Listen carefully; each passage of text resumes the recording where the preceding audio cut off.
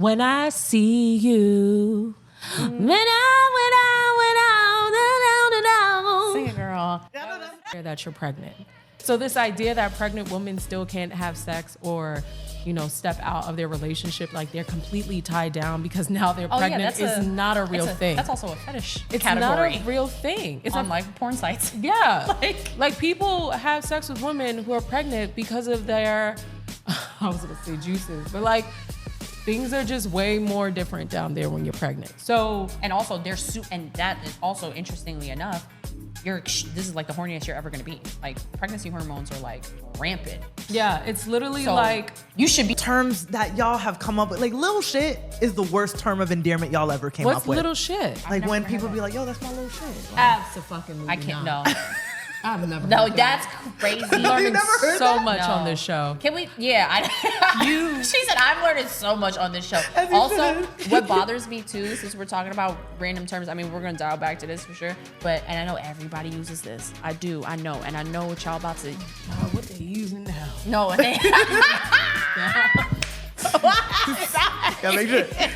No, everybody been used it. It's a thing. Everybody says it and everybody uses it. And I know this sounds like I'm being an extremist probably at this point. If you are a penis, child. Okay. This is how dumb this argument is to me. It really is. This argument is so stupid to me. Yeah. Because you're a person, though. I'm very confused. Which I also think is interesting because I do feel like giving into sexual desire is like the lowest level of consciousness. Like our physical desire, right? Like our body, our fleshly things. Mm-hmm. It's interesting that society continues to perpetuate putting a man in this role where it's just like focus on your flesh, focus on your flesh, focus on your flesh, because it keeps them like vibrating so low. It's not men versus woman. I think when people get out of that, there's going to be a massive change or shift in the dynamic of what's happening. It's more so man plus woman, right? Or masculine plus feminine. Mm-hmm. And I think people put a role on things and it's a little too complicated, right? So it started with me literally just going on ChatGPT and I was like, you know what, let's get to the nitty gritty. What is masculine energy? What is feminine energy? And I want you to pull from like sacred. Welcome to the ICU podcast. It is your girl. If you don't know me by now, I am Candice Chung Candino on all platforms, TikTok, Instagram. Hey, this is the ICU podcast. Niggas know who I am now. Y'all know why you're here. I got two special guests with me. So you guys want to introduce yourself? Yeah, you want to go first? Yeah. Hi, I'm Kenya. Hey y'all, I'm Nebby. Okay. Do you guys have any specific title or like things you want to describe yourself in the realm that you work in? It's gonna be a fun. It's gonna be great. Oh my God. No, I am Kenya. I'm a producer. I'm in production, project management, that kind of thing. I feel like it's just so boring though. Titles are so weird, you know? Nah, it gives people a scope on like, you know, on like who your you practice. are. Yeah. Why your brain is structured the way it is. Go ahead now. That's a vibe. Yikes. Fitness coach, entrepreneur. App owner. App owner, yes ma'am. Yeah. Hello. We're in the spaces and we're in the things. Yeah. Okay. So today we got a few topics that we want to uncover. Neb has very directly poured into me with these ideas. I don't want to call them like feministic topics. Do you consider them like feminism? Feminism, like so here's the thing, right? Type of, you know? Yeah, and I feel like we have this conversation all the time. The term feminism really just means you believe that women have rights. That's all it means. And I think when some people use this as not like, I'm not trying to be feminist or anything, because they think it means anti-men, or it's very wrong. Like if you just look at the definition, all it means is that women should just have the same rights as men. And that's all that feminism is, right? Do you have a bank account? Yes. That's feminism. Do you drive a car? No. Well, can you drive a car? Yes. That's feminism. Do you live on your own? Yes. Do you have a business? Yes. It's feminism. Amen to that. Right. So that's really all. You know what I'm saying? That's all. Yeah. That's all it is. Okay. So do you consider yourself a feminist? Are you For sure. Yeah. A womanist, yeah. A womanist. So what? Why? I'm just thinking about intersectionality, colorism, like being a black woman. Okay. Womanist. It's like more coined. It was like coined in the 80s, just like how feminism was coined like in the 60s. It's just by what that woman looked like, who made it, you know? So let's talk about traditional roles and like getting into the modern. You guys giggling already? Because we were high-key having this podcast on the ride here. Tell me about it. Oh, we've been having this podcast for the last 5 days, I feel like. Yeah. Okay, so where'd y'all leave off in the car? Yeah. Well, so I'll bring you onto the journey because it kind of taps into what I sent you, like the ideas and the conversation. How this all started was because I knew we were gearing up to have this conversation, and I know that there's been a lot of like red pill talk and a lot of, you know, men versus women, and the way, and I think our approaches are probably a little different for this topic, or maybe just the direction of the conversation. But for me, it's more so, it's not men versus women. I think when people get out of that, there's going to be a massive change or shift in the dynamic of what's happening. It's more so man plus woman, right? Or masculine plus feminine. Mm-hmm. And I think people put a role on things and it's a little too complicated, right? So it started with me literally just going on ChatGPT, and I was like, you know what, let's get to the nitty gritty. What is masculine energy? What is feminine energy? And I want you to pull from like sacred spiritual texts, right? Get really back to the beginning of life and what were these things, what were these ideas and these concepts, and what do they mean? Yeah. And it kind of just went through this chart of femininity and masculinity and what these energies actually represent. And what it's told to us through, you know, thousands of years of society is that women are emotional and subservient and men are leaders. But feminine energy is actually extremely powerful, and it is a leader. And masculine energy is also emotional and nurturing, right? But they strip that away from masculine energy and they say, no, only women can be this. And then so now we teach men not how to be men, but we teach them how to not be women. And then so there's now a hate for this energy, right? And so you say all of these things are feminine and all of these things are woman. And then so now we have this weird power play. And then you hear men are supposed to be leaders and women are subservient. And it's like, no, actually a healthy masculine energy is leading in the sense of it's secure and it's a protector. It is that's what that energy is. But it's meant to secure and protect a space for feminine energy to flow, right? And when it's healthy in the two, they uplift each other. Yeah. Mm-hmm. When they're healthy, they create what I feel like is truly like a God consciousness. And they're supposed to empower one another. And I think when you look for reasons why the other one is worse, that's why we're in the situation we're in. So this is how the conversation started. And then it geared kind of into, if you want to take it. Yeah. Then we started talking about gender and what that means, like biologically, and what that means as far as identity. So when we think about gender, it's usually like male or female, what you were born with. And then when you talk about gender, are we talking about how you express yourself? Like how, you know, a little girl, they are looked at as, oh, she paints her nails pink, or if she paints her nails at all, or if she wears dresses, she's played with dolls. Like that's a real girl. As opposed to a girl who likes to play basketball. She doesn't do her hair. Like she wears like big clothes. She's a tomboy. And she doesn't make her less of a girl. She's still a girl. She just expresses herself differently. And it's the same way with boys. If he likes to wear long skirts, or if he paints his nails, or if he has long hair, like it's like this is giving trans, or this is giving like girly, or this is giving more feminine. It's just like, no, that's still a boy. He just expresses himself in the feminine. And it's because I just feel like people hold on to different energies spiritually. But our society, because we live in a patriarchal society, it's just the way they have institutionalized us to make us feel like this is how a man is supposed to be and this is how a woman is supposed to be. When really it never made sense to me, because I know what my experiences are with women since I was a child and what I have seen from men since I was a child, and never gave like all men are providers and protectors and like leaders. You know, I've seen a lot of women in these managerial roles. I've seen a lot of women lead. I've seen a lot of, it could be a male-dominated industry. And there is usually, from my experience, there has been a woman who is putting the bug in somebody's ear, or a woman who's saying, hey, this is how you should do this. This is how this should come out. Like, it's usually a woman doing that. But to that, it's because the truth is they're both leaders. Yeah. And for some reason, the patriarchy is, well, it's not for some reason, we know the reason, right? It's a power play or a power dynamic where they want to paint the picture that, no, this is just a role for men. Women are never supposed to be that. Women are supposed to be even we're going through, historically, women were seen as dumber, right? They're not allowed to get education. It was stripped away from women. So leadership is more of a, you're in control, you're a man, right? So they put men on a pedestal. But the truth is both do it. Both are masculine and feminine. And if a man is really healthy, he's feminine, right? He's nurturing, he's kind, he's listening, he's holding space.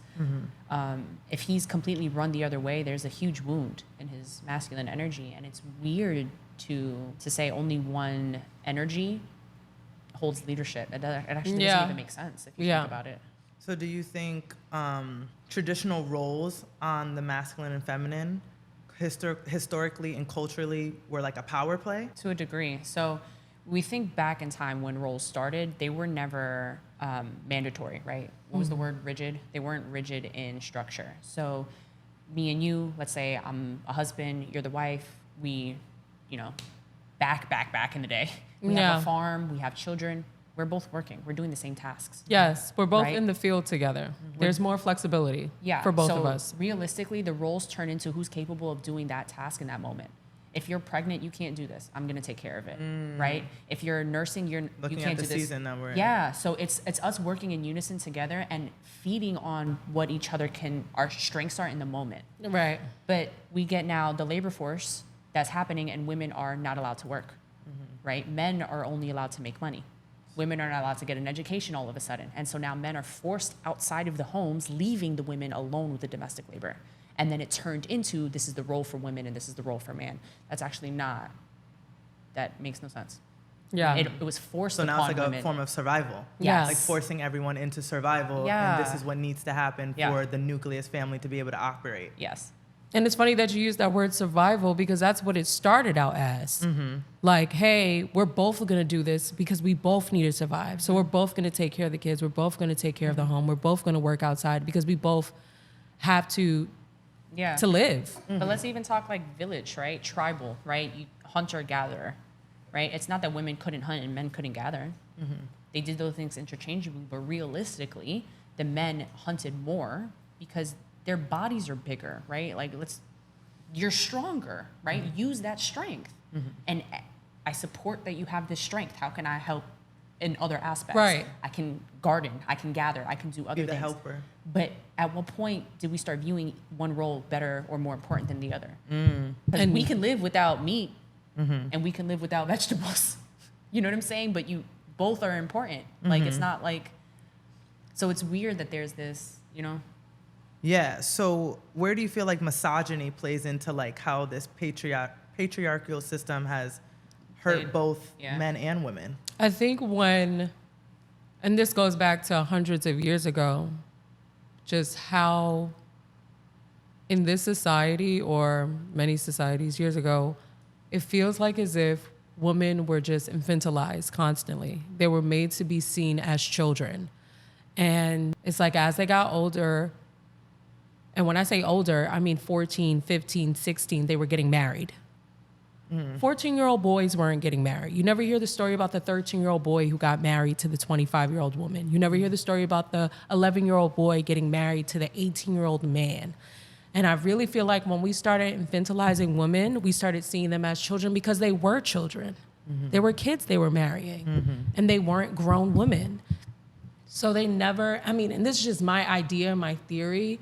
I see it as, obviously, if you keep portraying somebody as a child, whether in community, society, and what we have today, just social media, then that's how everyone is gonna look at women. And naturally, and this is more so for the unhealthy human being that we're talking about, right? Because obviously if you see somebody who's deemed weaker than you, you don't make them more weaker, you wanna make them stronger. But if you do not know how to leverage your power, if you don't have security within yourself, you decide to abuse your power. And naturally you start to abuse women. And for some reason, and I see this even in like when we talk about poverty, sometimes poor people hate poor people. And I think weak people hate weak people. And when we talk about misogyny, we're talking about discrimination against women. We're talking about sexism against women. We're talking about hatred against women. It's because they hate themselves. You feel like women can be misogynist? No, I I feel like women can absolutely reinforce misogyny, but when I say I hate themselves, I think it's the men who've created this energy that hate these women. And for the men that don't hate women, or for the men who are secure in themselves, like this is not even a conversation, because they are building up and empowering the women and girls around them, because they know the difference between a child and a woman. So it's like internalized misogyny by women and emotional suppression by men. I feel like it's misogyny by men, and it's definitely reinforced by women as well.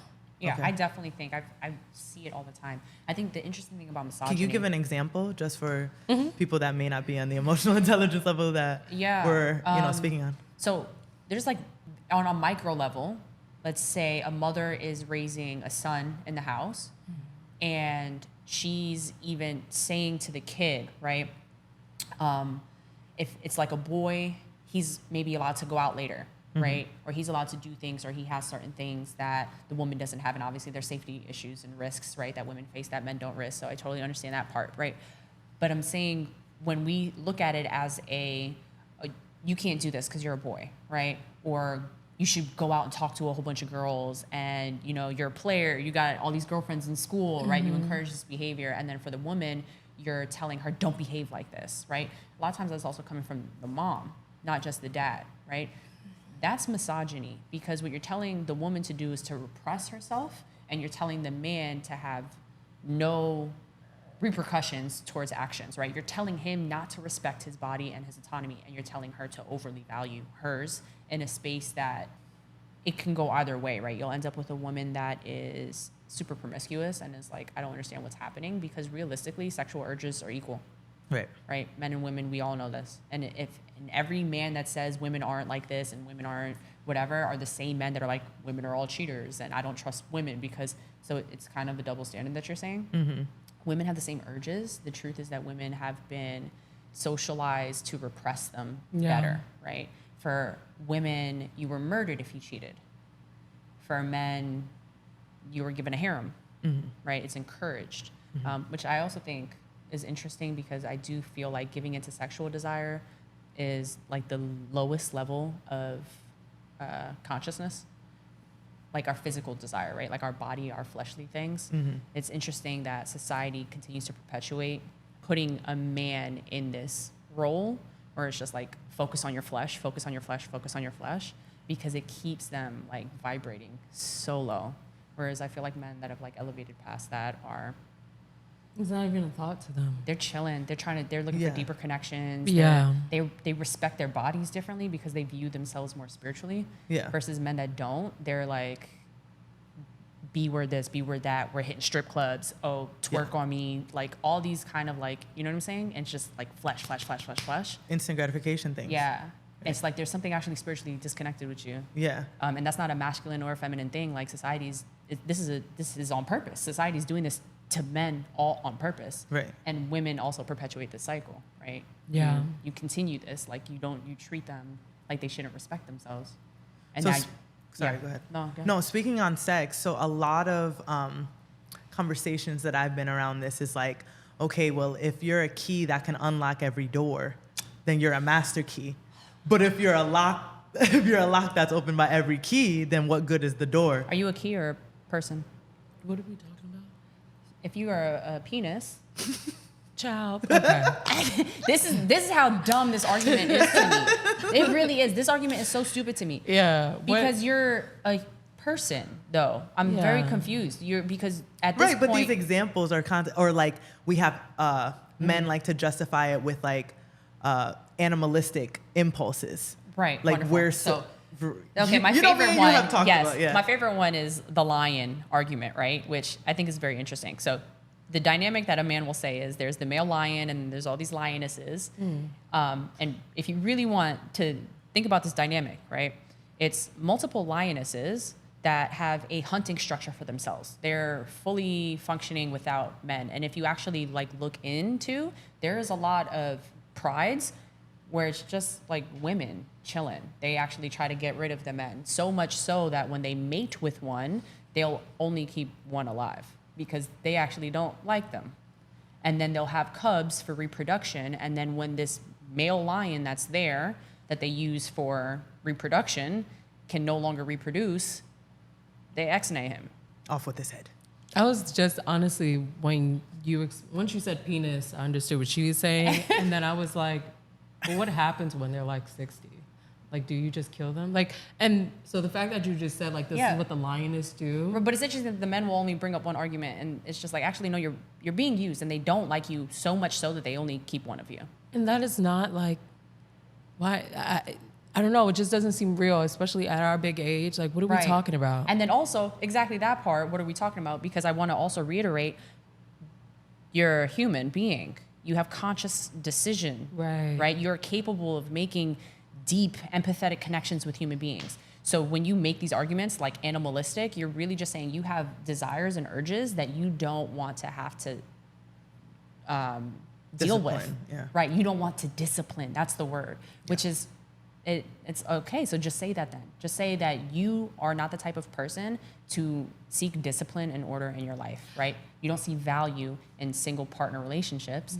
You want to just be loose and kind of be everywhere. And you want to share energy with everybody. And to you, that is the most cleanest way of energetic expression. But don't blame it on nature. Think about clean. I don't even think, like, and just to go back to misogyny, if this was, and we were talking about this in the vehicle too. Go off. If the way men are promiscuous, it's not a conversation if this was like the 1900s or even maybe like the early 1940s, 1950s, because if a woman was that promiscuous or excessive sexually, she would have been deemed mentally ill. Yeah. Lobotomies, clit removals. Yeah. So like think about thousands and thousands and sorry to cut you off, go. No, she would have been bedridden.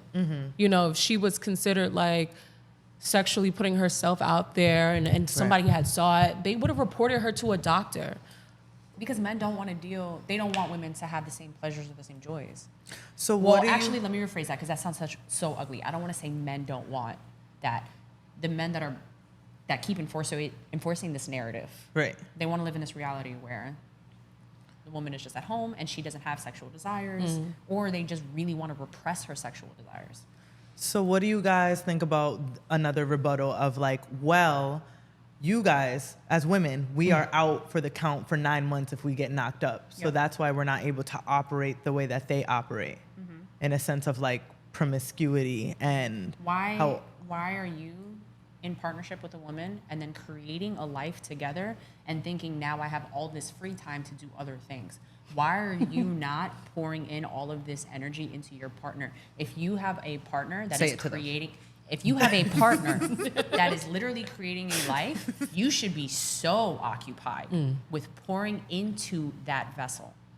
You should be there with her, nurturing her and the baby. You should be making sure she is fed and the baby. This is your baby. You should be creating an environment of love and space to this vessel, right? Everything you pour into this vessel is going to multiply. The fact that you think, okay, cool, you handle that, and I'm gonna go and get my nut off, says so much about your character.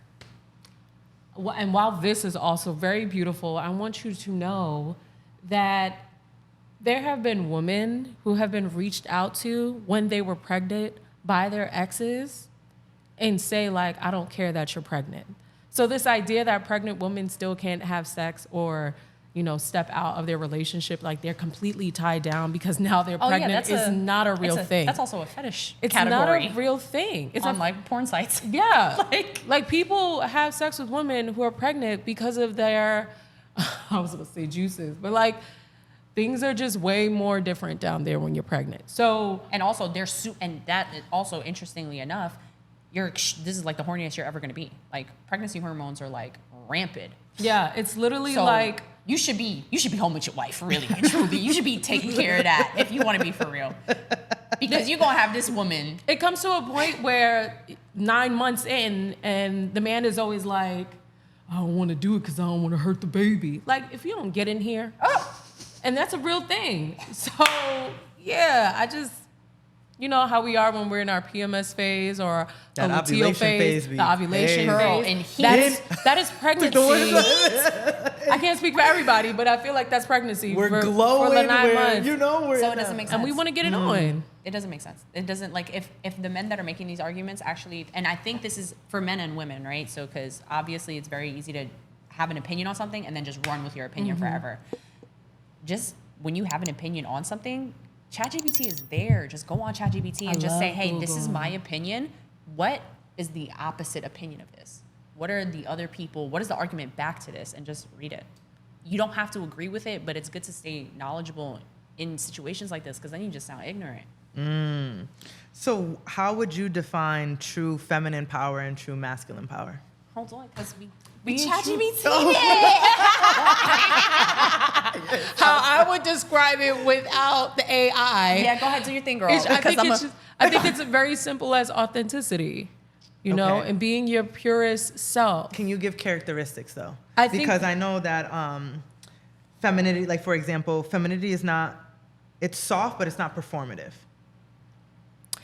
Masculinity, like you guys said, like the leadership roles, I don't know, like you get what I'm saying? Like characteristics that I guess they're, go ahead. Okay. Do you think?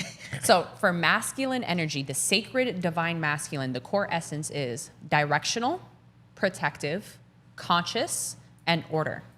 The definition of masculine energy is it is the container, the structured and stable conscious presence that holds space for unfolding life.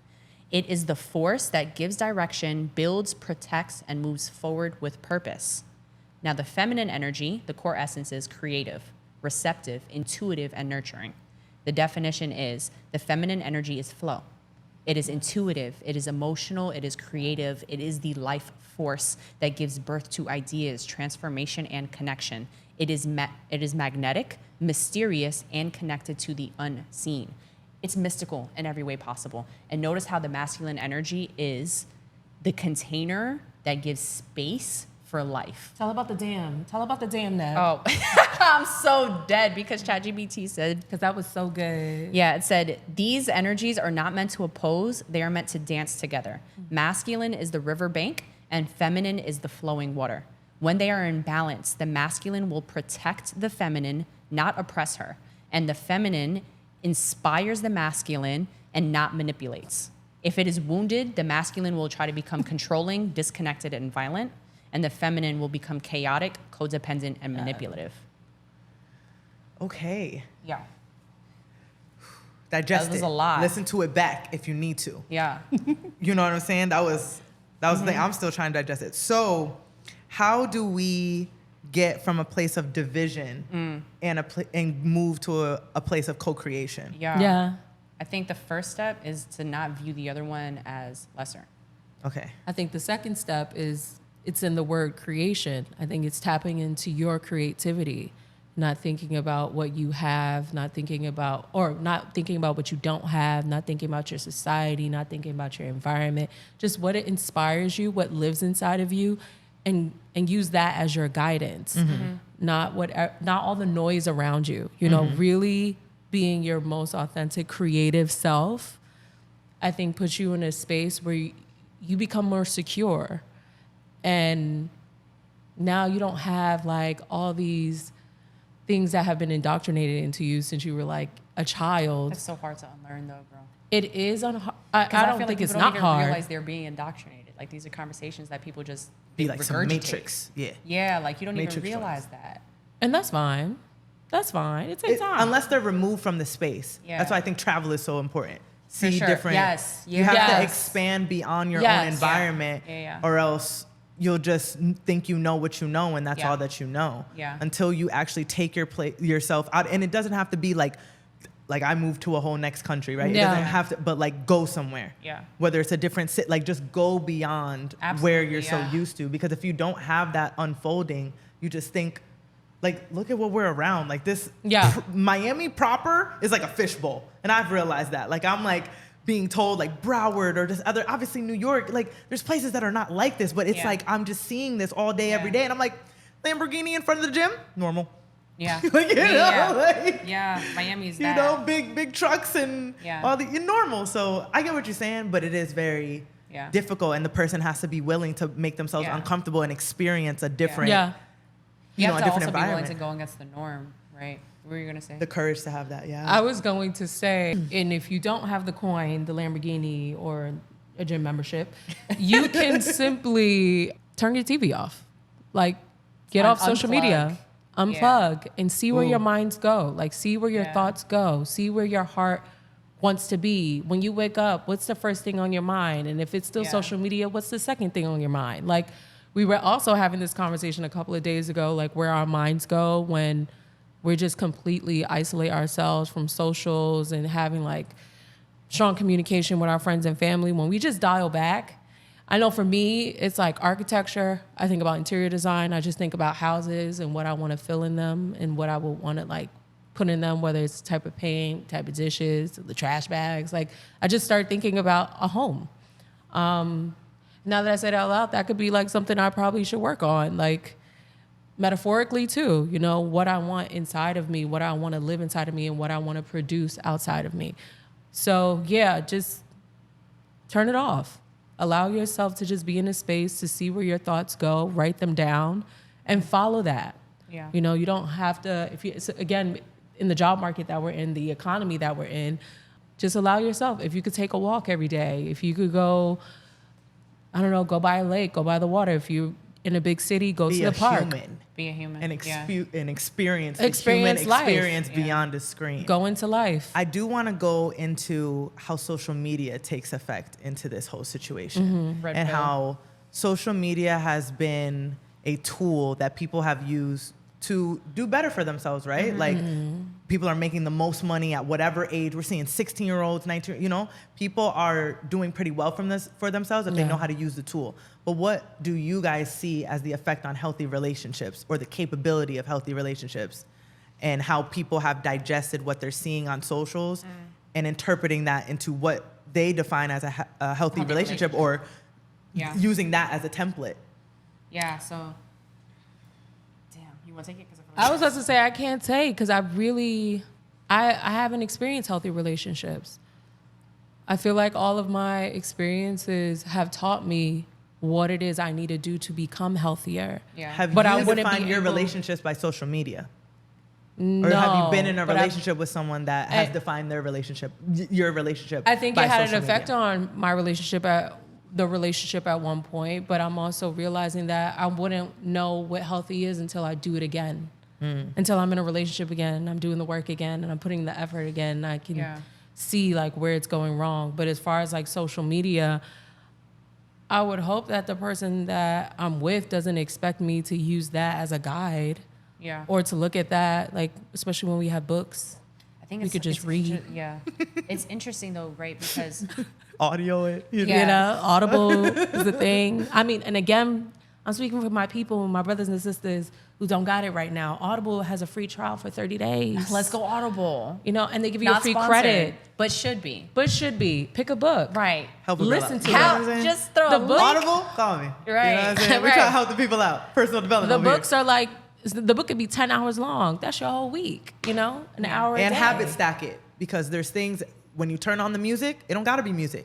Replace it with this while you're washing the dishes, while you're taking a shower. Turn off the music, habit stack it. You always doing something that your ears can take it in, whether it's consciously or subconsciously. There is a way to ingest the information, and your ears will catch what it's supposed to catch. Yeah, social media has always been a place where I'm like, okay, this is for work, this is for work, this is for work. And I feel like now it's a place where I'm like, oh, this is where I support, this is where I support, this is where I support. Like, this is where I hit up this person, this is where I text this person, this is where I reach out to this person. But for me to be looking at it, scrolling through it, and being like, this is me. Well, that's never been a thing. Go ahead, Mama. No. I was going to say, so like when it comes to relationships, here's the thing, right? I'm obviously married. There's been plenty of times where I scrolled and somebody pops up on my timeline and they're like, yeah, because husbands do this and da-da-da-da-da. And I'd be like, because he sure did do that. And now I'm over here thinking, and now I'm scrolling down this thing. But the truth is bring her this, back. right? Yeah. The truth is you can go down a rabbit hole in any direction, right? Right. Like, you have to be mentally in a space to receive something as an opinion and then understand how you feel about something, Yes. right? What is, you know what, outside of this, what is actually the connection that I have right here? What feels good and doesn't feel good? Is he doing things that don't feel good to me or feel good to me? Not because somebody else is saying that this is going to do this or this is going to do that. You know what I'm saying? Listen to the body. You said something to me a while ago that I actually I bring up often. We were talking about being in situations that instead of listening to your mind tell you what you should do, listen to how your central nervous system is responding to it. Right. People need they need a bigger blocker in their brain. They really need to develop an identity. I think core values. Need to see themselves. Yes. Need Do to not go beyond the surface. Don't internalize the I think information. stronger core values will help that though, because if you're really solidified in who you are as a person, like I would even recommend somebody sitting down and writing down, who am I? I'm loyal, I'm honest, I'm kind, I'm whatever, all of these things. And then when you see everything else, you now filter everything through this lens. Or my favorite one, when people write down the kind of partner they want. And see what qualities they See what qualities they have. Match up with that. And then see what qualities that they actually capture. You know? Because then it's like, I'm writing all these things, but do I have those things? Right. I think that's a great way to really reflect and self-evaluate. Like, you want this person to be, I don't know. But also, since we're on the topic, when I say kind and nurturing, what energy do you give that? Masculine or feminine? Feminine. Okay, continue. Go ahead, Bubba. No. No, because, and then also it's interesting because I'm about to go off tangent, but still on topic. Okay. Because there's a study that was done that said that if you have a household, let's say nuclear family, 2 kids, mom and dad, the father all of a sudden says, I'm Christian now, and I start going to church. It's like an 80% chance the rest of the family will follow. Yeah. But if the mother does it, it's like 50 to 60. Yes. So it's a less. That's the thing for sure. So I'm like, why, right? Why is the man leading in this dynamic, right? And we can argue a million reasons why. And of course, ChatGPT brought up all of these things, which was interesting to me, that children at a very early age are socialized to believe that anything that's related to feminine is weak. So when I say be nurturing and be kind as your list, most people are gonna think that those are weak traits. Nurturing and kindness. Yes. Some people are gonna look at that and be like, that's like sissy shit. Feminine. Oh, And like it's because you're automatically connecting these two things. And if you have this connection, like if you see or receive something and think that that's soft, and then you look at soft in a negative light, then you're looking at feminine in a negative light, and it's because you've been preconditioned to think that this energy is negative, right? So children are preconditioned very early. And then so what they're saying is if a child sees only a mom do it, especially if it's a boy, he's going to relate the task or the habit with a feminine trait. And because he's taught, don't be girly, he's taught that, oh, this is things that girls do. And so they won't follow the mother into faith because they're socially, programmed that way, which just brings me back to, you have to really, it really comes down to stop saying one is weaker than the other.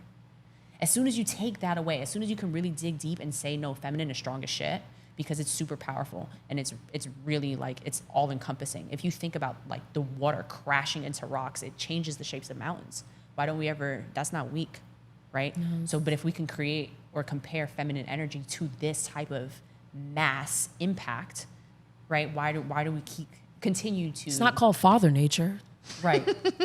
What is going on, y'all?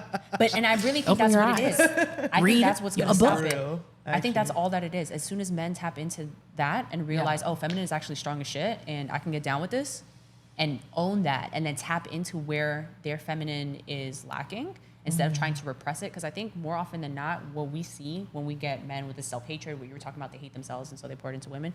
I think what it is that they hate that women are allowed to express their feelings and they're not.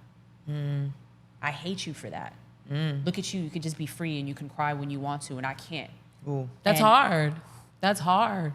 And I especially again when you have women who reinforce that behavior, like, ew, you crying, like what's wrong with you? Oh yeah. Let a man say, you know what, I can't be vulnerable to women because women don't want to see us weak. I'm gonna be real with you. If my man cries, I love that shit. Not because I want to see him crying, but I love that he feels that he can be connected to me, and that's deep. If you actually sit down and open up and unload with somebody and you're like, yo, I'm in a space where I'm really breaking down, I don't view you as weak at all. And I think the women that do view that as weak, that's internalized misogyny. Agreed. So let's also get into the wounded feminine. Yeah. And how wounded feminine plays into the misogyny. Yeah. Can you guys list some characteristics that you think are of the wounded Violence. I categorize it Wrath. as like a pick me low key. Yeah, I can see that. Like, because they center. That is violent. They're that is wrath. centered. Yeah. Yeah. I will put that in there. It's still a form of hate. 100%. That it's really hostile. Or like the siren that like. When I think about pick me energy, and this is extreme. Sorry, not sorry. Nah, say it. If a woman is being like sexually assaulted and then you have a pick me come around be like, well, what did she wear? That's crazy. Yeah. It's dangerous. That's wounded feminine for sure. That's wounded feminine, and you don't. Yeah. It gives me chills because it's like, babe, you're a woman. Like, and I don't want to be like, this can't happen to you, but it can absolutely happen to you. Right. And so for you to have this energy of like, or worse, if it did happen to them and they're like, this is my fault though, because, I was out until 1 a.m. and I was drinking. I should have knew better. I should have never been like human and hang with friends. I should have been home. That is not a way to live. You didn't come into this life to be suppressed. Right. What was the original question? Defining feminine. Defining the woman, just defining it. Yeah. Okay. Yeah. And to me, it's just chaos. It's tumultuous. It's a calamity. It's sadness. It's a reckoning. Because women, where we are, it's almost, sometimes it feels like we're a subculture of the patriarchy. Manipulative. Yeah. I've been saying that a lot too. And we were just in a conversation about like, is manipulation good or bad? And how like everything is being manipulated. Like consumerism is manipulated. We buy things out of manipulation. It's a trigger on emotion. We live in the US. We are being manipulated. Right. And in a sense of like even like personal development or like, you're playing on strings for good, like for light or darkness, right? Yeah. So when you say manipulative. This is what I mean. Okay. I'm in my wounded feminine, right? You're my partner and you have an amazing talent. I'm going to maybe tell you or speak words to you that are going to break down your confidence, right? I'm going to steer you in a direction that you shouldn't go that way because I'm scared that you're going to leave, right? I need to be in control of this situation. I'm emotionally chaotic. I'm going to manipulate to take ownership versus uplift you, right? That's a wounded feminine. Okay, so what are ways that a wounded feminine can go about healing that perspective of herself, whether it's towards other women, whether it's toward herself? Because a lot of conversations I'm in as well is like, are you a girl's girl? Yeah. Right? And like defining the mean girl from the girl's girl. Yeah. And are they like... Yeah, it's hard. Yeah. Because we've had this conversation before. Yeah. And it's hard. Yeah. So how do you guys define a girl's girl? So everybody has a different definition from what I've like when I ask, everyone's like, oh, it's my friends, it's with my friends. Or it's like, no, if she is a woman, I'm here. Yeah. Yeah. Yeah? That's where I am. Yeah. I operate that way. I'm on the opposite side. I'm no, I know, but I get your perspective because so it's hard to feel supportive in that manner when you feel like you're not emotionally connected to this person. I think a girl's girl sees every single woman as like a unified collective, right? Like, and I think realistically, think about situations where if, like, let's say the male, it's a man in a situation, he's super promiscuous, right? And he's like always cheating on his woman. And if you know that he is like this, a woman that is not a girl's girl is also, there's a level of wounded feminine where it's like, oh, let me see if I can tap your man.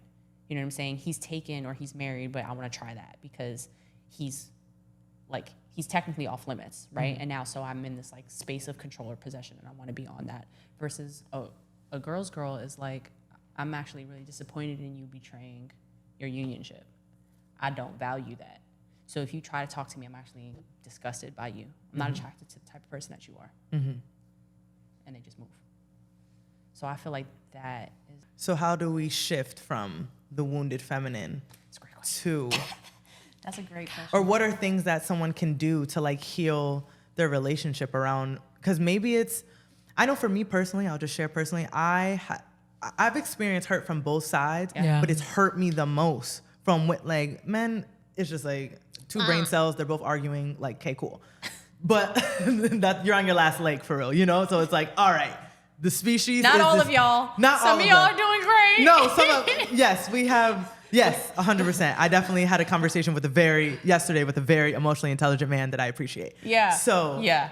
Okay. You know what I'm saying? Like it doesn't exist across the board. But when I experience that and like friendship breakups are rough. Tough, yeah. Right? With like woman to woman, that hurts. Like, especially when it happens in a betrayal or when it happens in like like somebody just intentionally does something foul out of jealousy, out of whatever the case may be. So like for me, it took me being in better relationships with women and like not. What?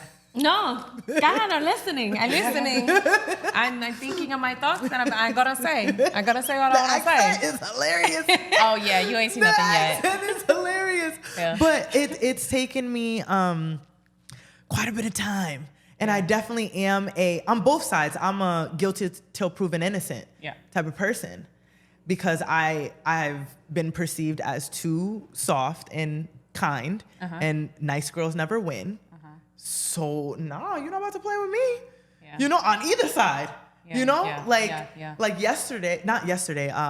Sometime this week, I got told that I don't have a man because I don't know how to manipulate. Yikes. Yeah.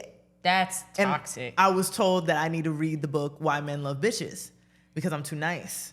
Whether that's right or wrong, you know, it's like, maybe that's not serving me right now. Maybe manipulation is a skill that, like I said, it's happening everywhere. Yep. However, I expressed to this person, or at least around this person, maybe they didn't all the way absorb it, that I would like to be in partnership with someone soon. And I don't feel fully ready given what I'm trying to grow and like how I need to focus on myself and just really like being Build this. You. Yeah. But it was expressed that like I'm very careful with my energy. Like people are very shocked that I. What is the manipulation that they were expecting of you? I didn't go. I didn't go too deep into it because I kind of was like, huh. Yeah. Like when it happened, I was just like, oh, I don't even know, because my initial reaction was, excuse me? Yeah. But like not in excuse me, it was like, what the fuck are you talking about? You know, like confusion, like actual confusion. Actual question confusion. Marks. So the best way that I could not just put the emotion, the default emotion for, I said, you're right, cool. Yeah. You cool. Yeah. I mean, I don't know the reason I don't have my partner yet. This person has been in a relationship for quite a while.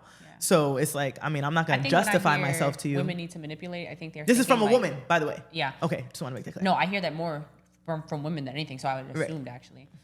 I know. I hear, but what I'm noticing though is I'm seeing women when they say this, what they mean is like mysterious. You know, I had to like play this game with you or this cat and mouse, or like that's what I hear when they mean manipulate. I think she meant like a push and pull. I think she meant like. Because the conversation got brought on because I felt like her and her friend were manipulating me. They were trying to convince me to do something and they were twisting my words. And I was like, you see how women just twist stuff? And they were like, she was like, oh, that's why you ain't got no man. Because you don't twist stuff. I'm a good person. She sounds crazy. Young girl. So I just chucked it up to like, you right, you got it, baby. Okay. Actually, that was rough. Maybe not crazy. Misled. I just said, if you love me, teach me, I guess. I don't know what to tell you. To answer your question. Right. There was a question in this? It was. I was listening. Oh, okay. To answer your question, I really feel like the way to heal the wounded feminine. That part. No. Running it back. That one. Running it back. Just like how she mentioned, it's through manipulation. Is essentially the unhealed version of that wounded feminine. The way to get to the authentic feminine, quote unquote, is through vulnerability, through honesty, through being pure, through speaking your truth and speaking your truth radically, being open, being expressive, being free, being the flow, being like the water, you know, next to the dam. Be like your period, blood coming out of your vagina. Flow. Strength and wrath. Think big. I love these girls. Because This is Big. You know those tampons we talking about. Bro. No, because when you mentioned, and Hub knows, when you mentioned friendship breakups, I went through the period of like, especially when I was in therapy, I went through this period was like, I need to get into my vulnerable space and I need to figure out what that looks like for me. And I started thinking about what are the ways I have like chained myself and restricted myself and guarded myself from a place of like real inner peace. And it was through my friendships. I like blocked out so many people, even people that didn't even know they were blocked out. Like people I was currently friends with, I was still blocking them out. I still didn't give them like pieces of me. I was still holding back because I never felt like, subconsciously, I never felt like I could really find my friend again. So I was like, I'm not gonna have that friend. I'm not gonna really have anybody. And it was like that for like 10 years, practically. 11. Okay, now we're counting. Isn't that? She said, hold on, correction. Right. So I really believe it's through vulnerability. And for me, I know that it was making those calls. Yeah. Just making those calls like, hey, I know it's been since 2014. I know it's been since 2000. I know it's been since 1967. All right, is, though, but you're saying you got there because you went to therapy, right? This is like an average person was like the work that even got you there. Yeah. There's a step before that, is what I'm saying. They got to listen to this podcast. I don't know what to tell I know them. that's right. Right. But realistically, like Amen to that. to heal, rude. But she's a good friend. Somebody else that I have, it's crazy because now the friends that I make now, they could really see me and she's somebody who would be like, are you okay, Sugar Nut? Like, what's going on? I can feel the energy. And I'm like, Nah, the real ones hear because you in your silence. but I'm allowing myself to be felt. And I was doing that for so long. I was like, nobody gonna feel me. You know what I mean? Yeah. And that also took a toll in my actual relationships, like my romantic relationships. And yeah, for me, I know is like to heal that is to be vulnerable. So I understand why you want to protect your energy, and you still can protect your energy through this phase because naturally what you're sensitive to, you don't want to come next to. Like your energy is not even going to go that way because you've already protected yourself in a way that's so much positive and is such on a higher frequency, you're not even going to gravitate towards energies that don't belong with yours. So once you get to that place, you're not worried about if you're protected or not because you're free flowing. Your energy is like everywhere, you know, it's omnipresent. So you don't have to worry about like if you're protected from this evil eye, you know what I'm saying? Because you're at your like authentic expression as a feminine, in your feminine, and that is truly flowing. And that's for men too. You have access to that. You can also flow. You can also get in and tap in to your vulnerable side and figure out what it is you're blocking and just start releasing day by day. It's actually encouraged. Like, please do. Please. Like, yes. No, it's encouraged for real. If you got to make the call, if you got to, you know, I was about to say Yellow Pages because I'm from 1953. You are. Actually, speaking about, that was another thing that was on the, whatchamacallit.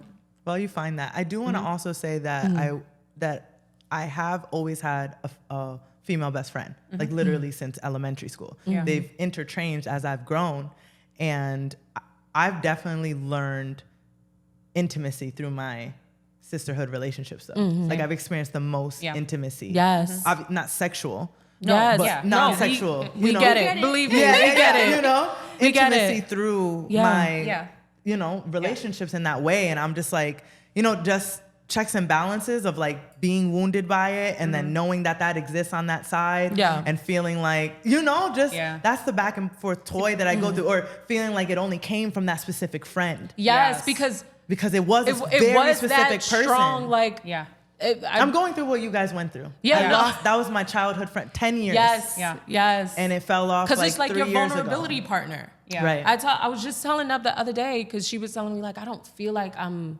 able to embrace people in a long way, you know. I have like a hugging issue. I'm working through it. That's another has a hugging conversation, issue. right? I do see what I mean. I told you. Okay, We just be like, bye. But what I was explaining to Later. her, well, like that's crazy to me because you're literally my vulnerability partner. Like I never met anyone like you who would so unconsciously be affectionate. Girl, And- we used to literally cuddle in bed and my mom would be like, lesbians. No, seriously, I No, never. that's how you know it's real. But I never thought that was okay. Yeah, I was like, what are When you the talking about? accusations come through, it's real. But you it's don't just think a it's safe okay space. Like, we just- until you have that relationship. Yeah. And then having that relationship made me feel like I could do with other people. It made me comfortable enough to do with other people. But Yeah. it's like, I think everybody needs to get their vulnerability partner. I mean, and it sucks because it's like, obviously, if you're married or if you're in a relationship or It's you're hard, dealing yeah. with somebody, it's like, this is supposed to be my person. You know what I mean? The truth is women are just intuitively better at being that open. That's why women have these relationships with women. And then you do partner off with a man, and then the man is now exposed to this vulnerability partner. Because when was the last time your partner or your boyfriend was like, yeah, we were just cuddling for like 4 hours?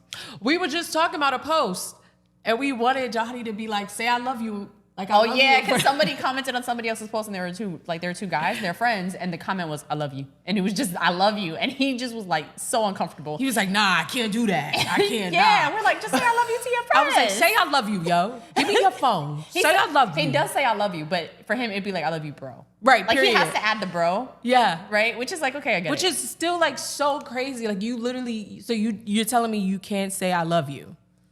Like that is like, It's layered. Yeah. Okay, also, I want to go. Did you have something to read? So the only thing that I was gonna add to all of this, because we were talking about men like tapping into that feminine side, is because I think when we think, I don't want to go. I have something to add to this. Oh yeah. Yeah, that wasn't me like trying to Wrap it up. No. It's we think that it's just like women just are feminine and men are just masculine and that's it. Yeah. And I look at it more like the yin and yang, right? Where everything is all black with the white dot, all white with a black dot. So that's what the masculine looks like with the feminine there and vice versa. And then we're supposed to just nurture what the mirror of us, right? Like, so it was saying that we carry both of them. So when a woman is leading in business with structure and is creating in flow, she's using both healthy. And when a man is leading his family with strength and nurture and nurturing his children emotionally, he's leading with both healthily. So you need to really tap into what is missing. So sometimes I wonder if a wounded feminine is actually also her dealing with her masculine, because she's having combative issues with her masculine energy, and so she hasn't found the balance in that. And then I feel like when I see it on the other end, when men are dealing with wounded masculine, I wonder if they're kind of overly feminine. And so you're noticing, but not feminine in a good way, like they're feminine, but trying to repress it. Instead of just like, if you just let it out, you actually would be less and that feminine. goes back to the flow. If everybody just gets into their flow, and so nothing is overactive and nothing is underactive, like and it's just you're just in chilling. balance. Yeah. I am. I've just observed like culturally how this happens, like amongst Black men, how they express like their love for each 'Cause the I other, love you thing. right? And how like one of my best friends, he's a white boy, and he be all crop top. He do whatever. He's free flowing for sure. Yeah. Shout out to Will. That's my dog. Hey, but Will. he hugs. I see. We went to Nicaragua around this time last year, and seeing his interactions with his friends, it's just like embracing. It's if they want to hold hands, they'll hold hands. Like you know what I'm saying? It's He's an Aquarius. he's not. He's a Taurus. Wow. No, what's April? Yeah, April 25th. Taurus. Yeah, he's a Taurus. Wow. So, but I'm cool with his mom. Yeah. And Good even mom. talking with his mom, his parents have just instilled in him such emotional, the balance of both. The Are they masculine and- together? I believe so. Okay. I think that plays a They're part. Lithuanian. Yeah. Okay. They were very. He's 25 and he got such a good head on his shoulders. Yeah. But he's like the epitome of what I see of When you think of a masculine man, that's what you. the balance of both. I mean, Yeah. and I also see when I show his picture or I share experiences about him, people automatically assume that he's gay. And I'm like... Because that's what people deem feminine, gay. Right. Yeah. And then also to a point of like, if it's not that, it's, because he's a white boy. And they can, They have the privilege to be that expressive. Right. Yeah. And, there's... We were kind of just talking about that the other day when I was saying other cultures are more emotionally... passionate. Open, right? Like Italians, extremely expressive. Latinos are... extremely expressive. Trinidadians, I think, hello. Yeah. I think it's... I wonder, do you think it's just like American Black that are having this issue? And I think it has maybe something to do with when I'm seeing it in community and culture. I think there was just like a heavy drill throughout the years of men being like...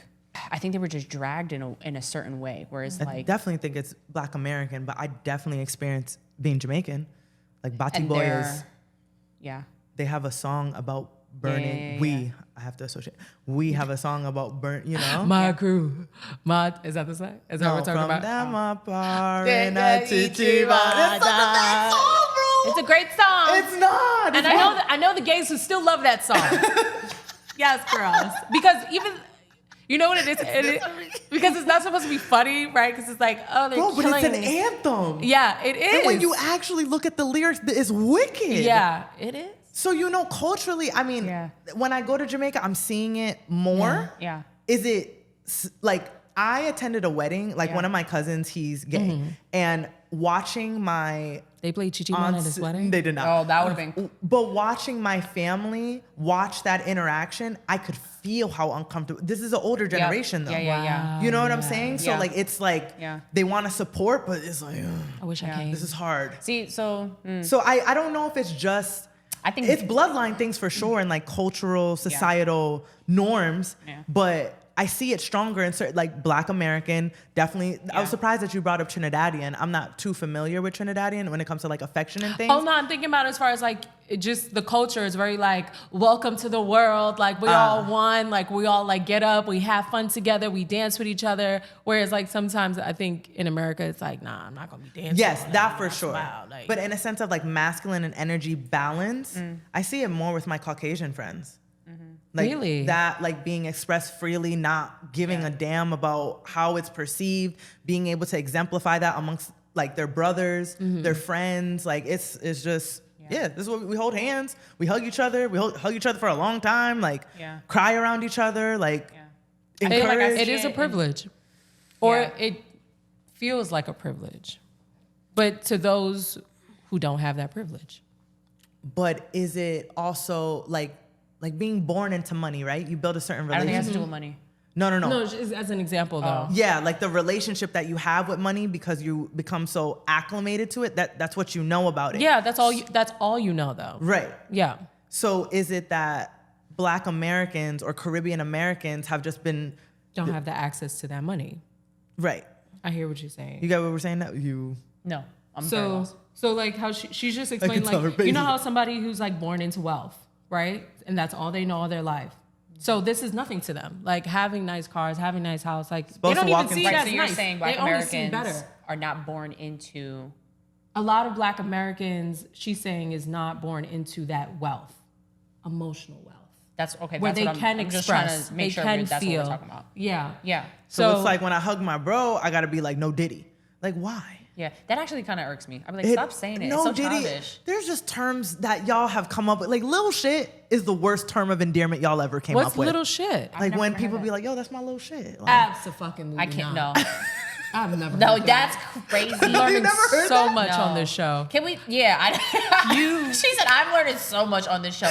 Also, what bothers me too, since we're talking about random terms, I mean, we're going to dial back to this for sure. And I know everybody uses this. I know. And I know what y'all about to. Oh, child, what they using now? No, they. gotta make sure.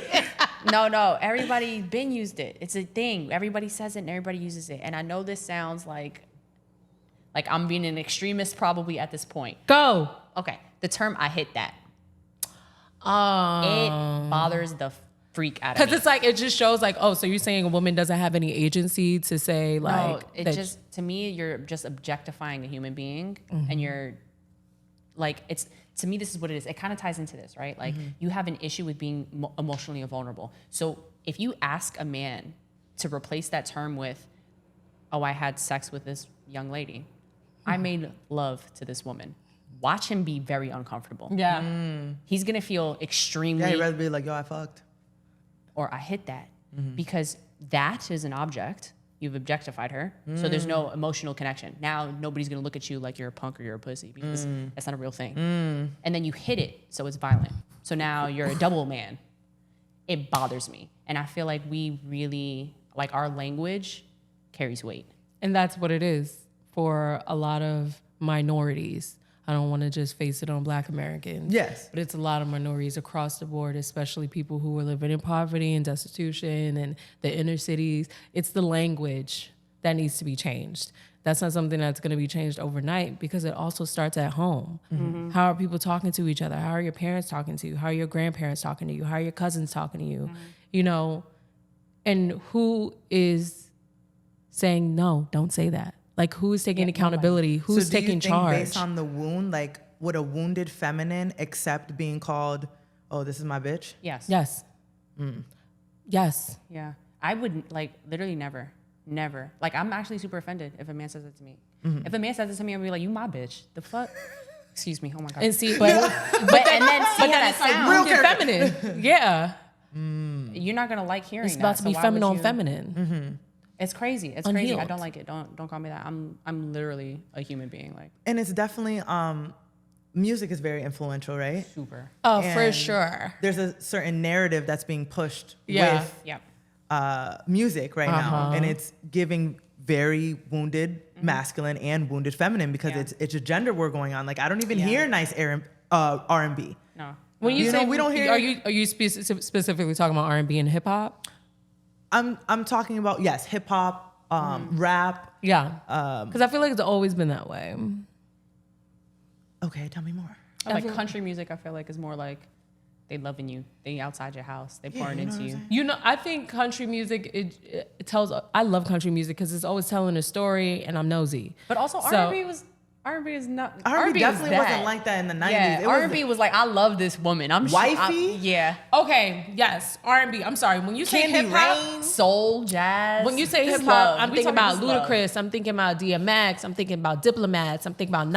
Okay, yeah, I'm thinking about like. so we're talking about rap. You're talking about the rap industry. I'm thinking about hip hop. Okay, like for example, I'm talking about like Huncho. Y'all familiar with Huncho? Girl, no. Like okay. Is this what year? I want to play it. Is This okay. is right now. This is a song. Do we have copyrights? Can we? This is like a 15-second thing. Oh, that's a great question. You might have to Yeah. just mute it in the thing. Okay. So Listen to it on your own time. Right. You've already listened to it. I know. So I'm thinking this may not be the best example. This is the first song that came to my head. This is R&B.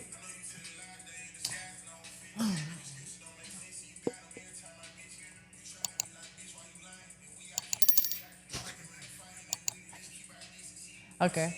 You get it? Yeah. Okay. Once these kind of beats drop, I'm not gonna hold you. I'm like, next. It'd be like, As hanging man, opposed get to- hanging man. Yeah. No. We're not hearing stuff like this No. right now. But I feel like, and then again, I feel like, so let's actually question this, right? Why is, because really there's mainstream that's pushing all of this, right? That's backing it, that's financially funding all of these things, that's really like dumping all of this stuff out into the public. And this ties back into what I was saying earlier, when you are operating just fleshly and not in your spirit, you're at your lowest vibration. You are literally at the bottom of the food chain. You are the most disconnected you will ever be to God. They're reinforcing this, right? They're making you essentially obsessed with this. Like, I rarely listen to secular music anymore at this point. And I'm not like a saint. I do, you know what I'm saying? But I just don't have the urge or the calling to listen to it because I'm actually listening to the words and I'm just like, what are you saying? No, it definitely sits very, like I used to love SZA, man. And Yeah. Summer Walker, and Same, it just doesn't sit the same because when I'm like, beats are mantras, and I'm nodding my head to I'm agreeing to these things, and this is over here like I'm a loser, and you like are the only one that's gonna love me. I said, wait, hold on. Yeah. I do not agree with that. Like I'm really this. You know what I'm saying? So I really had to see what I was agreeing with. Yes. and words and songs and the repetitive message, it's really, you're in agreement with these things. I don't want to be in agreement with certain things. So I definitely... It's valid what you're saying, because this is I love, because she is actually the epitome of like that feminine energy that flows. She really has no problem going into the healed version, the unhealed version. Like, she really speaks from both sides, I feel like. Where have you heard the healed version? Yikes. Snooze. That was a great song. I can't lose when I'm with you. Sing it, girl. But I wanted to get back to your point for Wifey. For everybody listening, if you haven't heard that song, Wifey by Next in the 2000. In the 2000. In the 2000. Is it not the 2000? What was I supposed to say? Now you're good. That was it. So this is a third verse, because back then we did 3 verses, 3 hooks, 2 choruses, 3 choruses, a couple of ad-libs. You know, there was more to the tracks during that day. Anyway, he goes, skinny designer fit real jiggy, ain't afraid to hump with me when we get busy. Ride out, I licky till I get dizzy. Toes done, fresh scent, I think it's sizzy.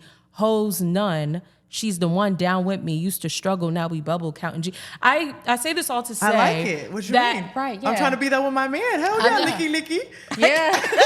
Hoes none, she's the one. I just want to say, What are you talking about here? if your partner, and I'm specific, you know, I'm speaking to the heterosexuals here. If your partner set this, cis heterosexuals. You gotta be clear. You know what I'm saying? Cis heterosexuals. If your man said happy, 9th anniversary to my girl, and then had this as a caption on Instagram, skinny designer fit real jitty, ain't afraid to lick, you'll be like, babe, what the fuck? What is this? What are we talking about here? So I say that to say that it's fun in the moment. You love me and you eat me up. What you mean? It's mine. Love me loud. Make everybody real uncomfortable. Make everybody uncomfortable. Make everybody uncomfortable. What? Make everybody uncomfortable. That's fine. That's fine. How we get down and they ain't getting it because it's mine. You okay? Yeah, give it up. Right here. Only here. You got it. You know? You got it. Sorry to cut you off. But this though is better to me still than what she's bringing up. Oh, for sure. But I think y'all lucky I didn't play Sexy Red. Y'all already know how that goes. I mean, wait, please, baby. Because everybody comes. Because I love the energy. You know what I'm saying? I love the energy she brings. Sometimes it just what are we talking about, mama? Yeah. No, the narrative is played out. I'm sorry. And I love Meg Thee Stallion. I'll be in the gym. But it's fun music. Okay. So that's what I was getting to. That Wifey was a fun song. Yeah. Yes. But in reality, we're not talking about licky. Right. In conversation at a table, which it's not happening. Yeah. You know what I mean? I feel like stuff like this you have to really be the type of person that has good discernment. Like, yeah, chocolate cake is delicious. I'm not going to eat it for breakfast. I got some sense to me. You know what I mean? Mm-hmm. So I feel like it comes... Time and place. It's a time and place. I agree as far as like how people use sexual innuendos or how they talk about women or how they refer to women, how they classify women in songs. It gets really bad. Mm-hmm. But I'm also somebody who every now and then, if like Bone Thugs comes on, like I'm not gonna not listen to it. You know what I mean? If Ice comes, but that comes back to you having your own discernment. Like you can see the difference. Like you're not gonna listen to it and then just become completely consumed. Yeah. It comes to when you're around certain things or when you listen to certain things. How good are you at not wearing that energy? Can you take it off? And defining everything around you as having to be that thing. Yes. Because if it doesn't look like that, then it can't be right. Yeah. Right. It's weird. That goes back into self-expression, your identity, your gender, how you perform and how you, or not perform, but more so how you present to the world. And I think that for a lot of people who have these conversations of men should be this, women should be that, it's because they only identify with one thing, and it doesn't have to be that way, baby. Open your mind up. Allow yourself to move in different rooms, in different environments, allow yourself to think. That's really what allow your thoughts to pass and think about other things. Right. But be your own person. Be your own person, but you're not going to get there if you just, this is how things are supposed to be. This is how it's going to be. This is how it is. Like, it just doesn't sound real. So before we go, I want to know what you guys think that men can do to stand up in spaces for us, and what women can say when they're in predicaments that they're being attacked by the wounded masculine. I don't have a specific example of like, you know, like say this directly back, but like how can someone go about like managing that conversation, or how can a man be like, yo, bro, let's not. It's the same answer for both. You have to advocate for yourself, and you have to advocate for people who are also deemed as oppressed. There's just whether you're gay, straight, bi, whatever, like you're still a woman and he's still a man, and this is how society sees both people. You have to advocate for yourself. You have to speak up.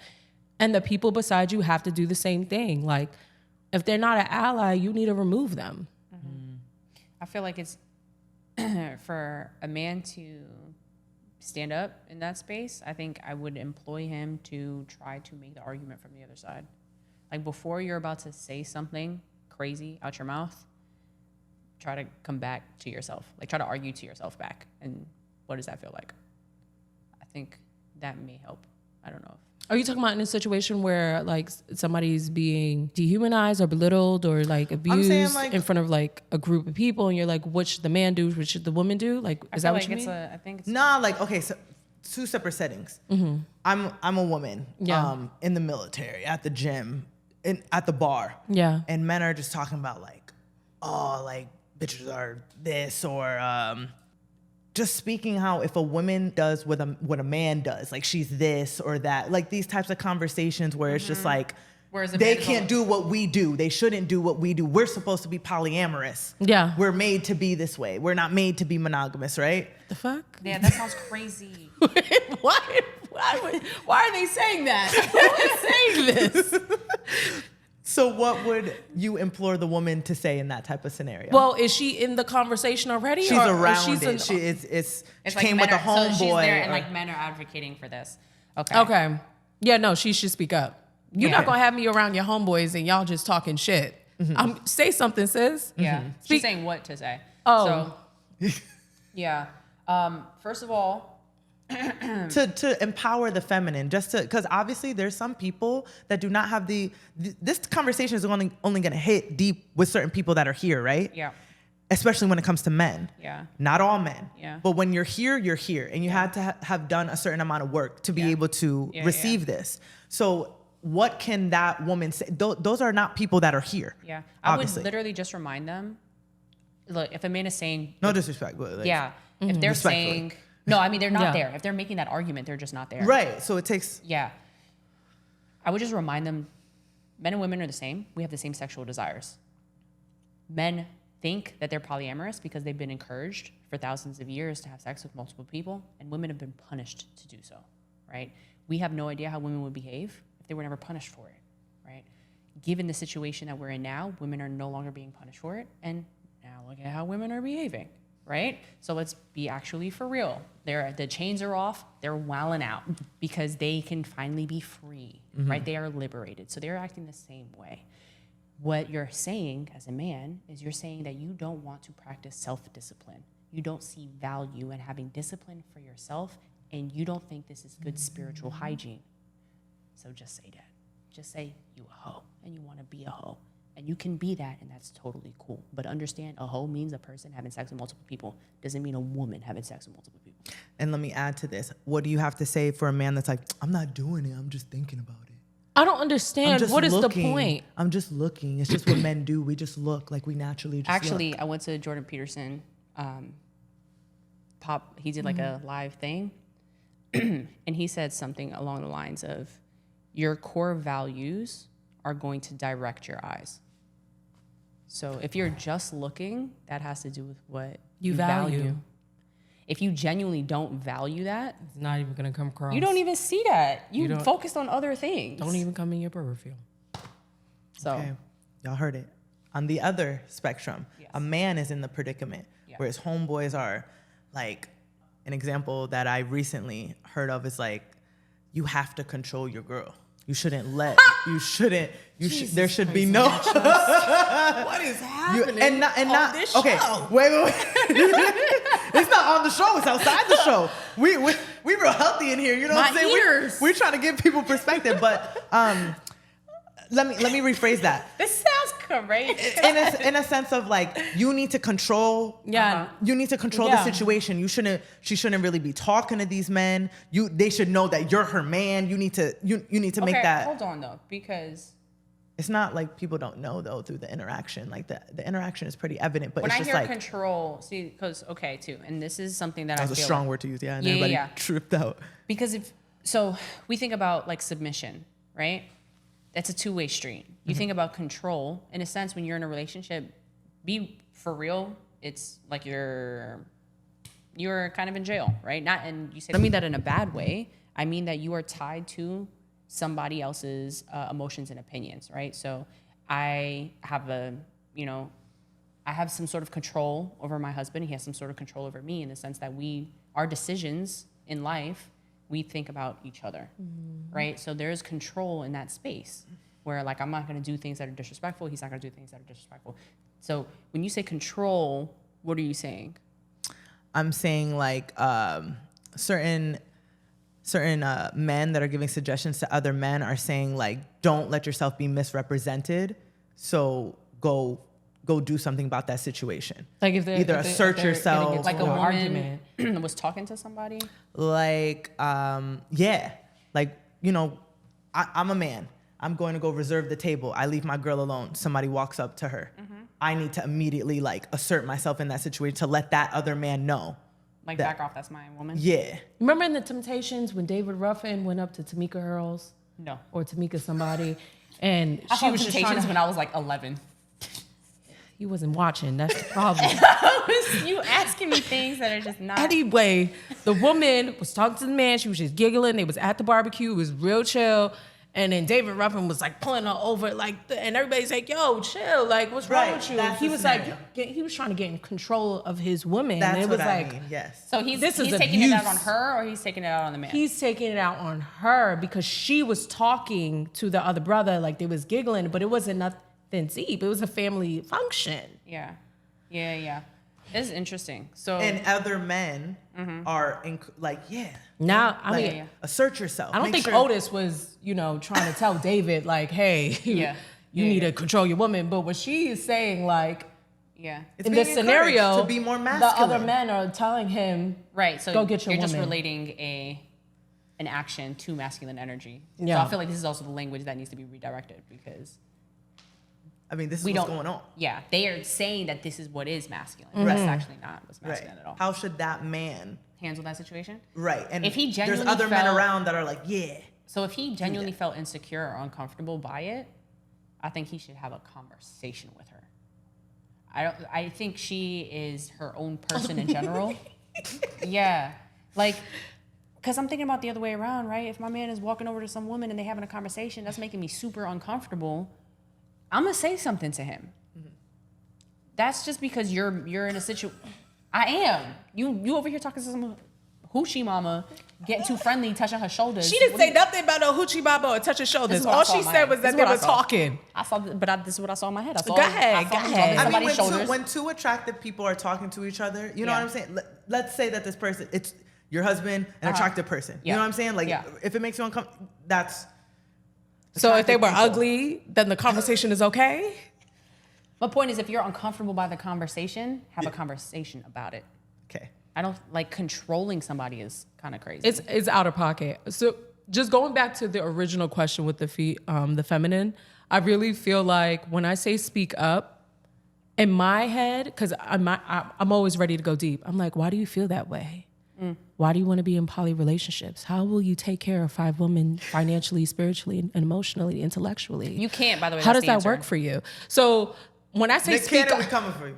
When I say speak up, I really mean unpack, open it up. Like, but this example was great too, as far as like understanding the parallels and the dynamics and like women's rights and how they have been.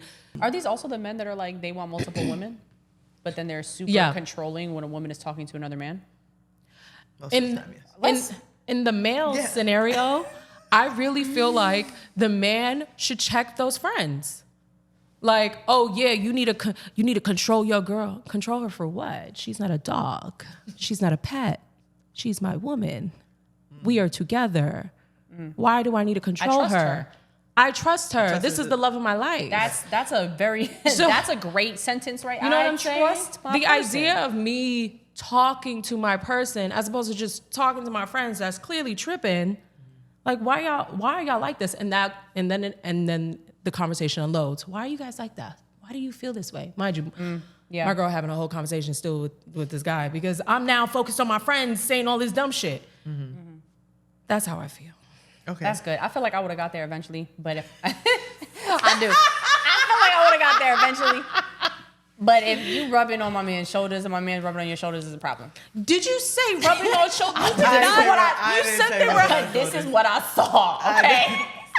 You said having a conversation, right? Yeah, they were just talking. I don't think they talking about anything crazy. Yeah. We at a restaurant. Sharing equipment at the gym or something. No, no. That's not what I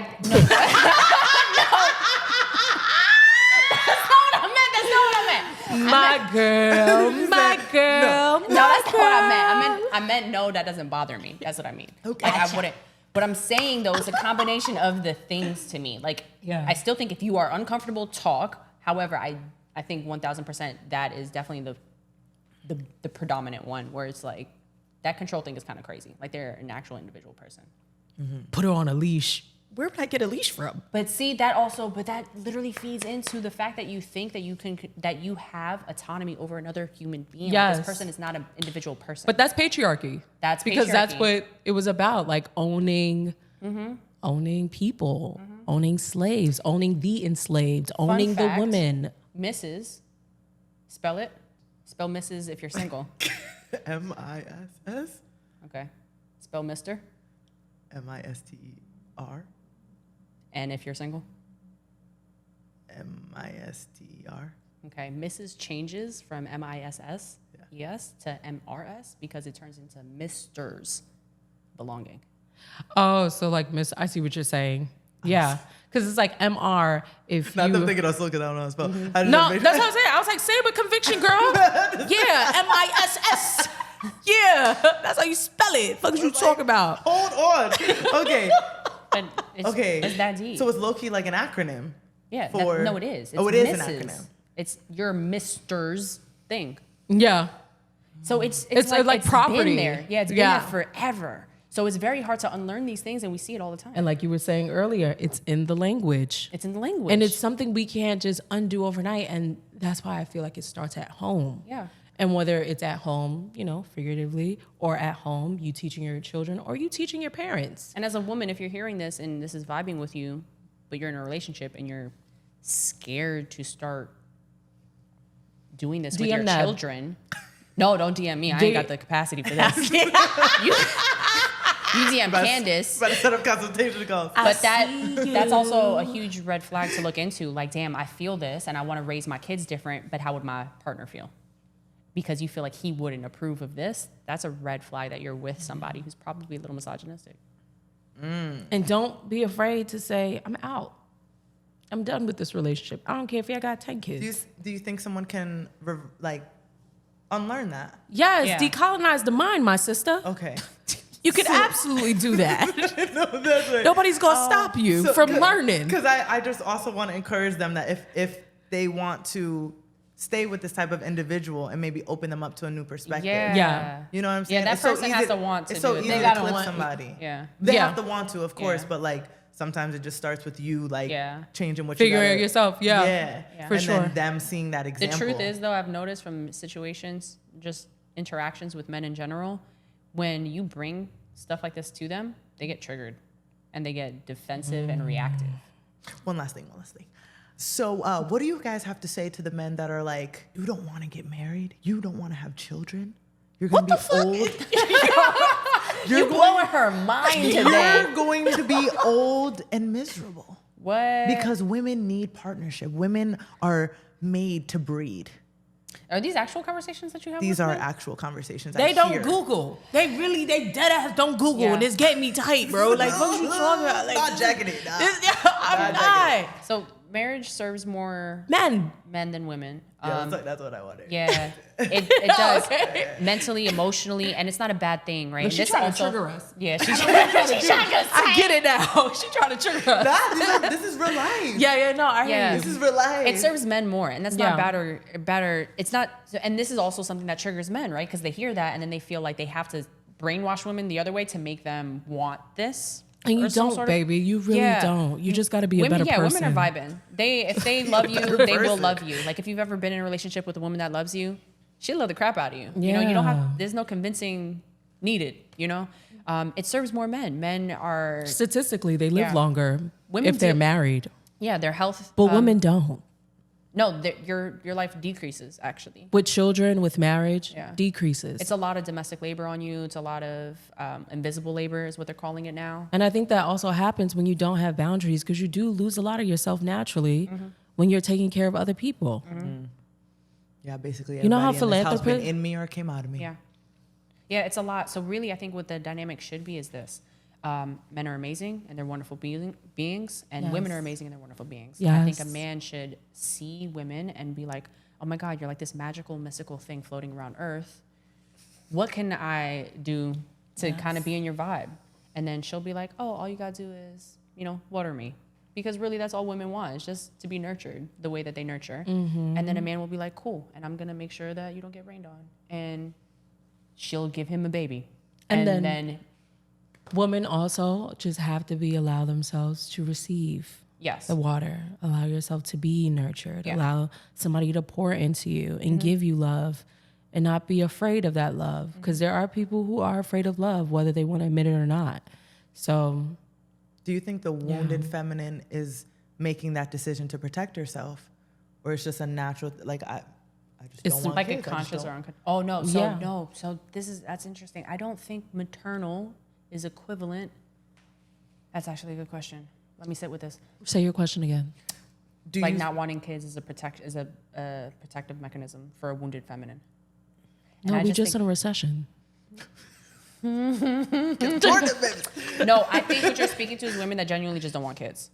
I think some women, everyone has their own reasoning, right? But it's like, is it more than likely a protection mechanism? Is it just genuinely like, I know for me, I've just never had it. Like, I've never thought about it when I was younger. It's kind of like if it happened, it happens. Yeah. If it doesn't, I'm cool. Same. It has to make sense, though, for sure. Yeah. And I don't ever want to be, and I feel like more women need to be honest with themselves. Yep. Yes. I don't want to just love my children. I want to love being a mother. Yeah. I know plenty of moms that love their children, but do not love being a mother. Yeah. And I don't want to end up like that. Yeah. So if the situation makes sense, of course, like this, but I don't need that to feel like complete in my life. Yeah. I am very selfish. And I love the world as my playground. Yeah, I think it's beautiful you even have that mindset for real, because a lot of people get stuck. But I get a lot of opposition for it. Oh, what's gonna happen when you turn 50? What do you mean? I have my friends. Yes, my friends. You guys don't have friends. That's the problem. Seriously, if you're just thinking about marriage, kids, you're like, but it's not even independent on your family. It's so interesting that men will be like, all women want is to lock you down and take your seed. And then when they see a woman that's like, I'm chilling, they're like, what's wrong with you? You're broken. It's like, pick a side. Pick a side, bro. I don't think all women are maternal by nature. That's a deep desire. Just like men. Some men are not paternal and some men are paternal. Some men really they're like, yo, I want to be a dad. Same for women. That goes across the board.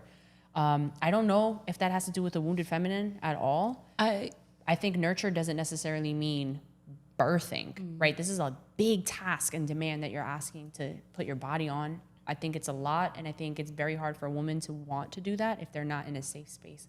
Like, for me personally, I have to be with a man that's gonna love me inside and out.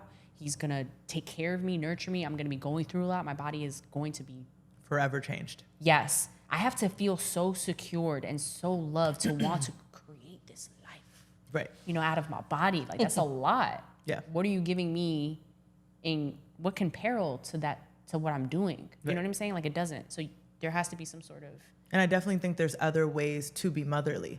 Yes. My motherly examples have come from my godparents. Didn't come out. I have 3 godmothers. Yeah. Like I beautiful. Did not They're not even my blood. Yeah. And they are the best example of unconditional love I've ever experienced in my life. And they're motherly figures to me. So I believe that whether you're an auntie, a godparent, there's other ways to mother in this world where it doesn't have to come out of my body. Yeah. But that's even just in partnership, right? Or like family dynamics, or it doesn't, that argument, literally, if a man makes that argument, it's because he views a female, again, as a female thing, not as a woman, right? Like you're just a thing that all you do is create babies. And if you don't want to do this, then I don't understand. It's like a tea kettle that doesn't want to boil water. That's the only reason you're here. I don't understand why you don't want to do this. And so there's something wrong with this tea kettle. That's the view that they have, which is weird.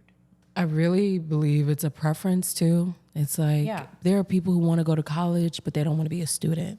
There are people who want to be married, but they don't want to be a wife. They don't want to be a husband. There are people who want to have kids, but they don't want to be a mom. But is that people like who want to be not wanting the responsibility? Because all that it's really like wanting the title but not wanting the responsibility. Yeah, people like the idea, like oh, look at me dressing up the baby, or look at me getting Chasing this fantasy. Degree. Yeah, people want to be an entrepreneur, but they don't want to do the work. Fantasy. So it's a lot. You want the fun, not the responsibility. I don't think it's a feminine or masculine thing. I just think it's what do you want? And I know a lot of women who are like, marriage, nah, I don't think we really need to get married. Like, he's practically a roommate to me. We chilling. You know what I'm saying? It's good. It's a vibe. We got a house. We chilling. Like, what is marriage gonna do to change our dynamic now? You know what I mean? Or even for kids. I know a woman who's like in her 40s and she wants to have kids, but she's at a point where she's not waiting for a man to do it. Like, she's ready to do it the test tube way. What's the word for it? Insemination? Insemination, yeah. She's ready to do it that route, which is like completely fine because she already sees like she has a village, she has a mom, she has a sister, she has her friends, she has her cousins, like she has a huge ass family. And what you really need to take care of a child is a family. Absolutely. A father figure in the life is amazing. It's like, it's not quantifiable. Having a father figure is just as important. But she also has a father. So like she has the people needed to nurture this life. You don't need that one person to do it. So this idea that a man would even say, and if you don't want that period, that's still okay too. That's still okay. Especially if you already have so many other things coming out. Yeah, in your life that you're creating. I think it goes back to when men were able to work and women were not allowed to work. We, as human beings, by nature, we are chasing purpose. As soon as a woman finds purpose, she realizes, oh, I probably didn't actually want kids.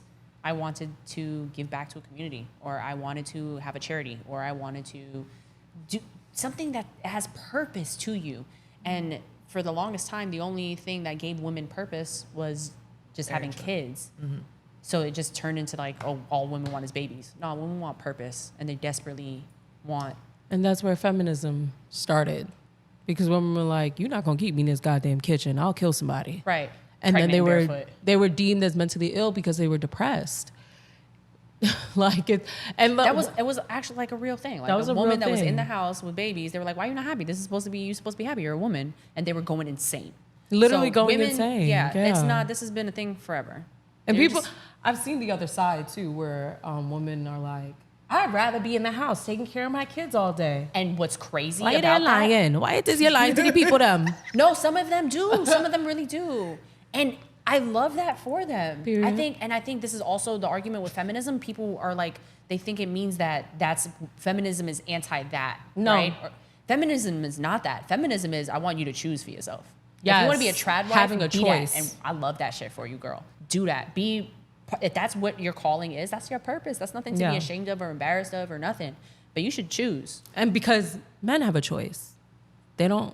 It's never a thing where a man was ever forced to be domesticated or like do all the cooking and cleaning and taking care of the kids. They were never forced. They've always had a choice. Women just want a choice. To the point of choice, to backtrack to the marriage thing, men that are saying they don't want to get married because they want to protect their assets, they don't see a point in it.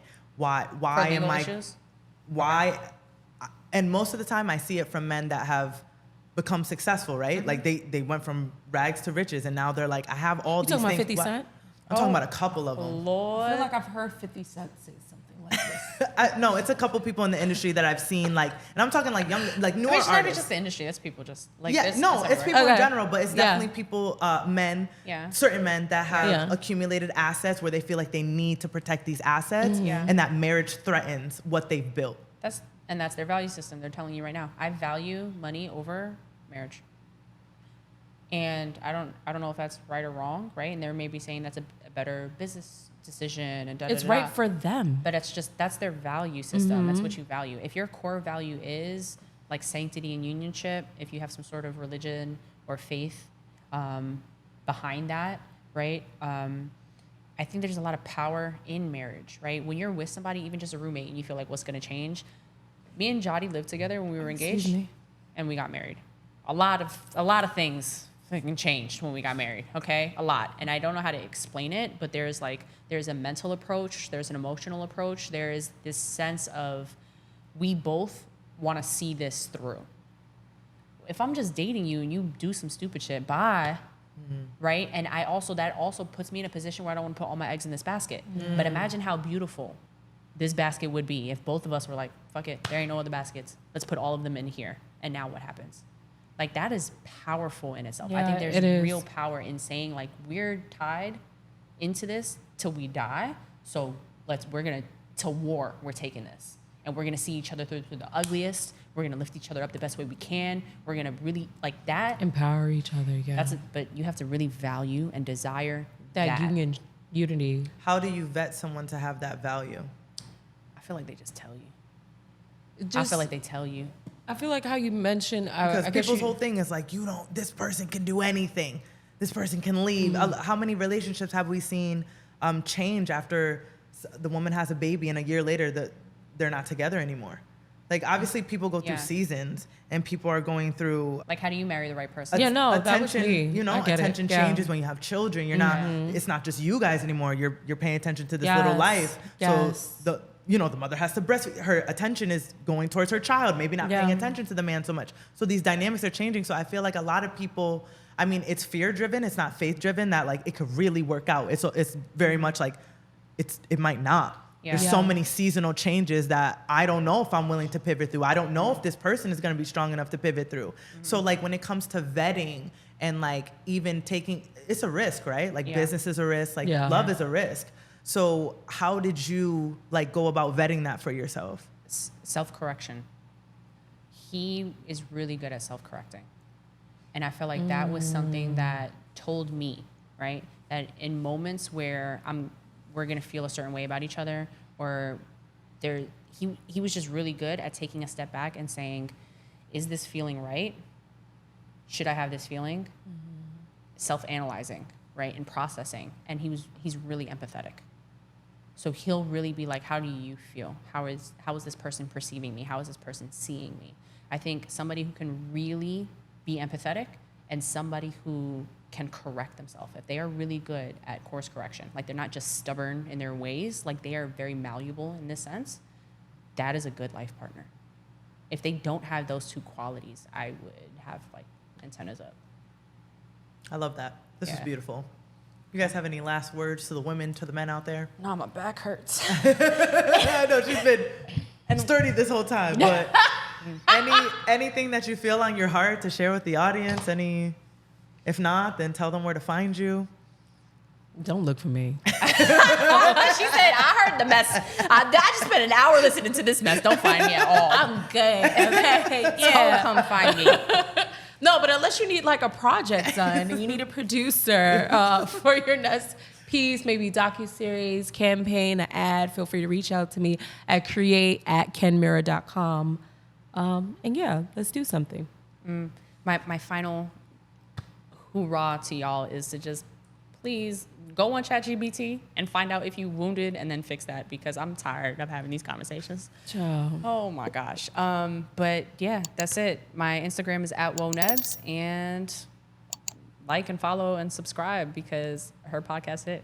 When I see you, when I, Sing it, girl. That wasn't where I thought I was gonna go. See y'all on the next one.